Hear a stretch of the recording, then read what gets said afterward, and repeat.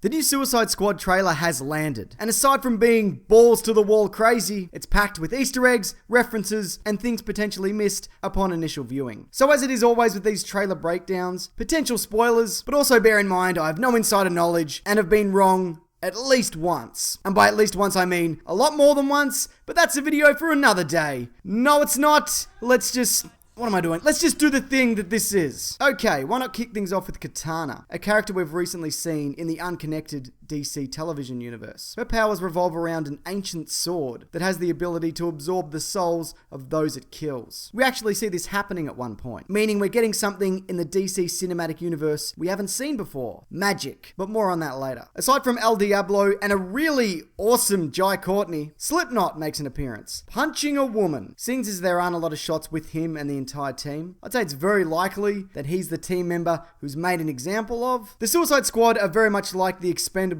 in that their lives are considered worthless. Except they're much more interesting, are death row inmates, and don't have fancy little hats. In some versions they have bombs in their heads to stop them going rogue, and maybe we'll see that. But like I said, I imagine that the reason Slipknot is barely seen is because he gets wiped out pretty early on. Also, his powers revolve around being good at ropes, and that seems unnecessary. A scout could do that, and they have slightly less ridiculous outfits. Oh, about the same. We also get some more information on whom a few of the actors could be playing. Ike Barinholtz was rumoured to be Hugo Strange, which is entirely possible. We see him in what could be a white doctor's coat. But we also get him slugging Will Smith's Deadshot in prison guard gear, so he could just be a high-ranking prison guard. We also have Scott Eastwood, Clint Eastwood's son, theorised to be Deathstroke, and yeah, he could very well be. What I find weird though is that Clint Eastwood's son isn't like 60 years old. Look at this guy. He looks like the ghost of an old oak tree with the face of a terrifying old man carved into it. It also looks like that Jim Parrack will be playing Jonny Frost, a low-level Joker thug. He has his name on the sleeve of his jacket, and we also see him standing next to Jared Leto's Joker at one point. Also, a lot of this action looks to take place in a trashed Midway City, a Chicago-esque area in the DC universe. But look, getting back to the Joker, it was said in the DC movie preview show where this trailer debuted that he is separate from the Suicide Squad. But I don't think that means he's the primary antagonist. His focus might be purely Harley Quinn related. This scene is actually reminiscent of his creation and could serve as a Harley Quinn origin flashback. Now, there was a rumor from a while ago that Cara Delevingne's The Enchantress will be the main threat, which may explain her presence in the White House. Though she is seen with Rick Flag in a non-witch form, she's not really shown with the rest of the squad. The story goes that her powers come from being possessed by a witch from another dimension or something, whose goal is to resurrect her dead brother. There seems to be a bunch of weird occult stuff happening in this trailer, including this scene, which looks like some sort of demon summoning. Also, we have this subway monster. Not that one, which could be the rumored brother. Others have speculated that this is Swamp Thing, some kind of kryptonite-based creature, or even poison ivy. Whatever this thing is, there's a chance that it's capable of turning regular people into monsters, as we see some very strange-looking dudes going up against the team. But who knows? Remains to be seen. All this remains to be seen, because this movie isn't out yet. Unless you're watching this in the future, in which case, why are you watching a trailer breakdown for a movie that's already out? Unless you want to know whether I've been wrong more than once. Spoiler alert,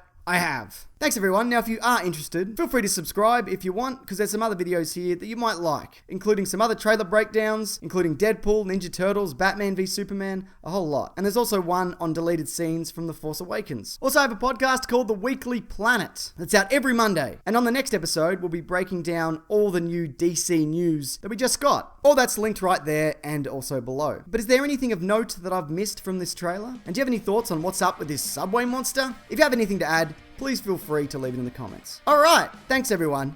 Take care.